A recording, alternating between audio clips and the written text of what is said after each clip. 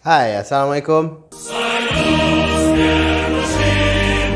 datang ke video terbaru saya. Saya Nafiz Zakon bin Saiful Zairi dari kelas ICOM D. Sebelum kita mulakan video ini, pernah dengar tak pasal Coca-Cola yang jernih, yang clear? Coca-Cola yang clear. Kalau tak pernah dengar lagi, jangan lupa tonton video ini sampai habis. Tekan butang like dan share video ini supaya lebih ramai manusia dapat menontonnya. Dalam video kali ini, saya akan berkongsikan kepada anda 5 faktor yang pelik berkenaan dengan negara USSR. USSR atau Union of Soviet Socialist Republic terdiri daripada 15 buah negara, iaitu Rusia, Ukraine, Belarus, Georgia, Uzbekistan, Kazakhstan, Azerbaijan, Armenia, Kyrgyzstan, Moldova, Turkmenistan, Tajikistan, Latvia, Lithuania dan Estonia.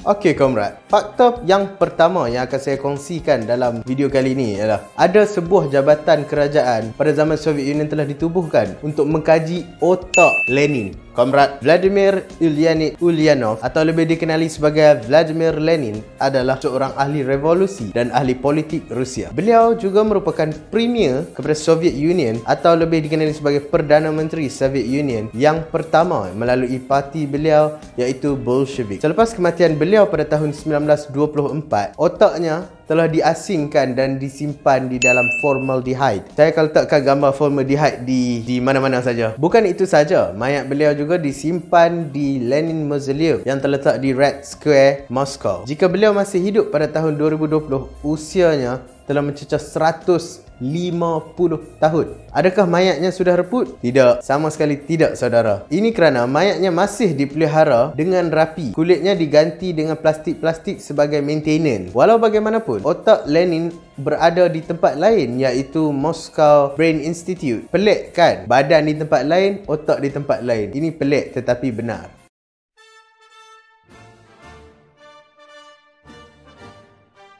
Faktor pelik Soviet Union yang kedua ialah mereka telah mencipta nama-nama pelik hasil daripada nama-nama tokoh komunis sosialis dunia. Contohnya Lenin, Stalin, Karl Marx, Trotsky dan Engels. Mungkin mereka merasakan, oh, falsafah komunis ni sangat bagus. Kita perlukan nama untuk menggambarkan komunis sosialis kita hebat. Jadi, Soviet Union telah mencipta nama-nama pelik seperti VIL, V-I-L, iaitu gabungan huruf hadapan bagi Vladimir Ilyich Lenin. MEL, M-E-L, iaitu gabungan Marx, Engels dan juga Lenin. Ada lagi yang pelik, iaitu Revmir atau Revmira, yang diambil daripada perkataan Revolusia Merah yang bermaksud revolusi dunia. Mereka juga telah spin teori nama-nama yang sudah ada sejak sebelum zaman Soviet, iaitu daripada zaman Empire Russia. Contohnya Damir yang merupakan nama daripada kaum Tatar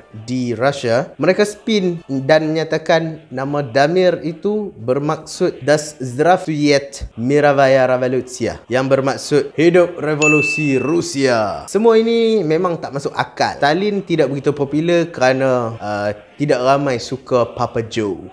Dia ada banyak masalah dekat Rusia. Walau bagaimanapun, ada banyak jalan dan juga tempat-tempat diberikan nama Stalin ataupun Stalina.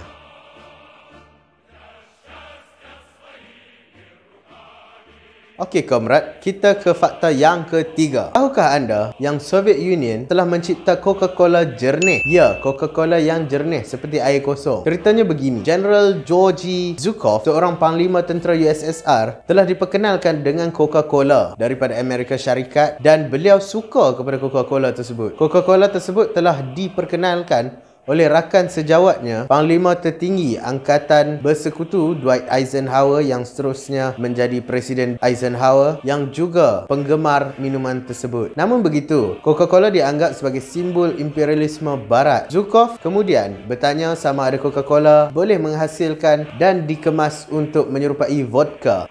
Vodka ini merupakan minuman rasmi negara Rusia. Versi Coca-Cola yang tidak berwarna dibotolkan, menggunakan botol kaca dan penutup putih dengan bintang merah di tengahnya. Semangat komunis dan sosialis USSR tidak menghalangnya untuk mencipta Coca-Cola versi anti-Amerika. Begitulah komunis. Okey, komrad. Faktor yang keempat pula, kejadian yang berlaku pada tahun 1986 iaitu pada 26 April di Chernobyl, iaitu wilayah Soviet Ukraine yang sekarang ni di bawah negara Ukraine. Letupan reaktor nombor 4 di Chernobyl. Yang apa yang peliknya, Sweden merupakan negara yang menghantar amaran bahaya kepada dunia, bukannya USSR sendiri. Sedangkan Sweden terletak lebih kurang 1,600 km daripada reaktor nombor 4 itu. Kita harus ingat bahawa tahun 1986 masih berlaku Perang Dingin. Kesatuan Soviet tidak memberitahu Barat apa sebenarnya yang berlaku. Sebenarnya mereka mengambil masa beberapa hari untuk memberitahu orang-orang mereka untuk mengosongkan kawasan berdekatan. Selepas letupan itu, orang Barat pertama yang mengetahui adalah pekerja loji nuklear di Sweden yang sensornya membaca tahap radiasi yang tinggi. Sweden menghantar amaran pertama bahawa sesuatu sedang berlaku. Ada sesuatu pelik yang berlaku yang menyebabkan radiasi melonjak naik. Lalu Sweden telah mengarahkan satelitnya ke arah utara Ukraine. Walaupun kejadian ini berlaku pada 34 tahun lepas, namun saintis menganggarkan kawasan sekitar reaktor nombor 4 atau Chernobyl itu akan kekal berradiasi selama 20,000 tahun. Bukan 2 tahun, 20,000 tahun. Selepas 18 hari letupan itu berlaku, barulah Presiden USSR iaitu Mikhail Gorbachev mengeluarkan kenyataan. Lebih daripada 2 minggu baru keluarkan kenyataan. Jumlah kematian yang diakui secara antarabangsa hanyalah 31 orang sahaja yang mati akibat Chernobyl. Sementara Pertubuhan Bangsa-Bangsa Bersatu PBB menganggarkan bahawa 50 kematian yang dapat dikaitkan secara langsung dengan bencana tersebut. Pada tahun 2005, diramalkan 4,000 lagi mungkin akan mati akibat pendedahan kepada radiasi. Kalau saudara dan saudari tahu, sebenarnya kisah Chernobyl ni telah dibuat satu movie di dalam HBO. Nanti saya akan letakkan posternya di sini. Saudara-saudari kena tengok contoh ni. Saya dah tengok sampai habis. Dah banyak kali ulang dah.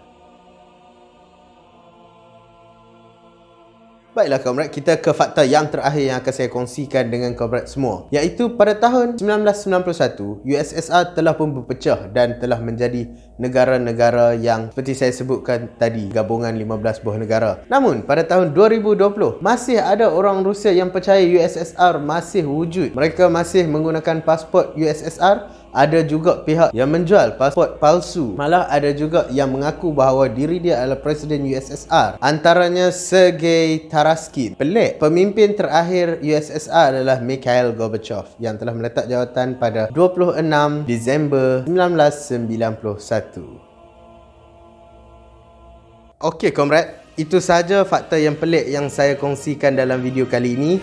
Jangan lupa untuk like dan share video ini. Sekian, terima kasih, spasiba dan большое. До свидания.